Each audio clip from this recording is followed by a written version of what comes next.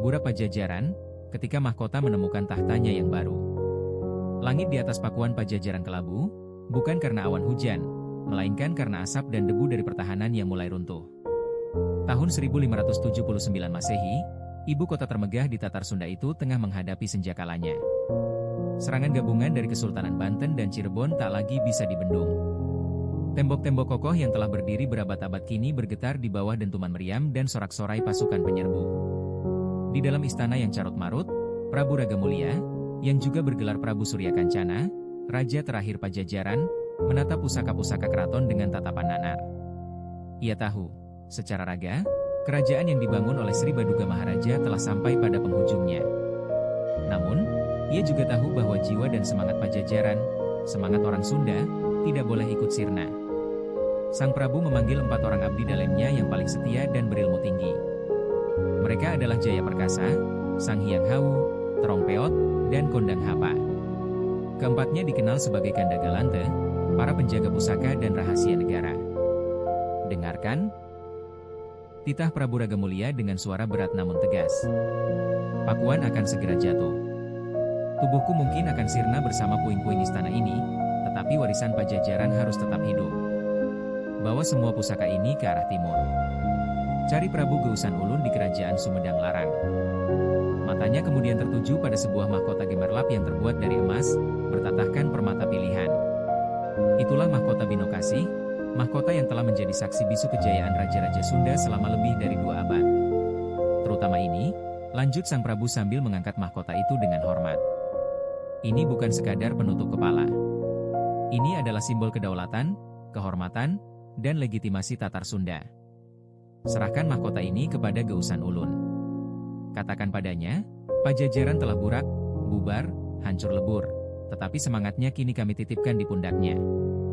Sumedang Larang adalah penerus Pajajaran yang sah. Dengan berlinang air mata namun penuh tekad, keempat Ganda Galante itu bersujud, menerima tugas suci terakhir dari raja mereka. Malam itu, di tengah kekacauan, mereka menyelinap keluar dari gerbang istana yang terkepung, membawa serta pusaka-pusaka yang tak ternilai harganya. Perjalanan mereka adalah perjalanan duka, melintasi hutan dan gunung, dengan bayang-bayang kehancuran pakuan yang terus mengejar. Setiap langkah terasa berat, karena mereka tidak hanya membawa emas dan permata, tetapi juga membawa beban sejarah sebuah kerajaan besar yang telah runtuh. Setelah menempuh perjalanan yang panjang dan berbahaya, akhirnya rombongan Ganda Galante tiba di Kutamaya, ibu kota Sumedang Larang.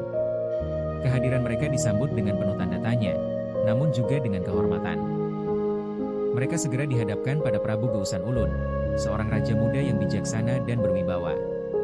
Di hadapan sang raja dan para pembesar Sumedang, Jaya Perkasa, sebagai juru bicara, maju dan membuka peti kayu yang mereka bawa. "Gusti Prabu," ucap Jaya Perkasa dengan suara bergetar menahan haru. "Kami datang membawa kabar duka. Pakuan Pajajaran telah sirna, ditelan api dan angkara. Prabu Surya Kancana telah memilih jalan moksa, bersatu dengan alam, mengikuti jejak para leluhurnya." Suasana Balairung menjadi hening seketika. Duka menyelimuti semua yang hadir. Namun, lanjut Jaya Perkasa, sebelum sirna, beliau menitipkan wangsi terakhir. Bahwa raga Pajajaran boleh hancur, tetapi jiwanya harus abadi. Oleh karena itu, kami diutus untuk menyerahkan pusaka-pusaka Pajajaran kepada Paduka, sebagai tanda bahwa Sumedang Larang kini adalah pewaris sah tahta Pasundan. Dengan gerakan hikmat, Jaya Perkasa mengangkat mahkota Binokasih dari dalam peti. Cahayanya yang keemasan seolah menerangi seluruh ruangan, memancarkan aura kejayaan masa lalu. "Terimalah mahkota Binokasih ini, Gusti. Dengan ini, kami menyerahkan kedaulatan Pajajaran ke tangan Paduka. Lanjutkan perjuangan kami, lindungi rakyat Sunda, dan jagalah warisan ini hingga akhir zaman." Prabu Geusan Ulun bangkit dari singgasananya. Wajahnya menunjukkan campuran antara duka, rasa hormat, dan beban tanggung jawab yang luar biasa besar. Ia menerima mahkota itu dengan kedua tangannya. Momen itu terasa begitu sakral. Seolah-olah arwah Prabu Siliwangi dan para raja Pajajaran lainnya hadir di sana, memberikan restu mereka. Dengan diterimanya mahkota Binokasih, maka resmilah Sumedang Larang menjadi penerus kerajaan Pajajaran.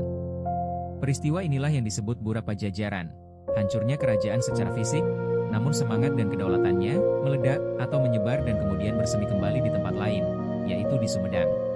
Prabu Geusan Ulun kemudian mendeklarasikan dirinya sebagai penerus terah Pajajaran, dan wilayah kekuasaannya pun diakui sebagai kelanjutan dari kerajaan besar tersebut.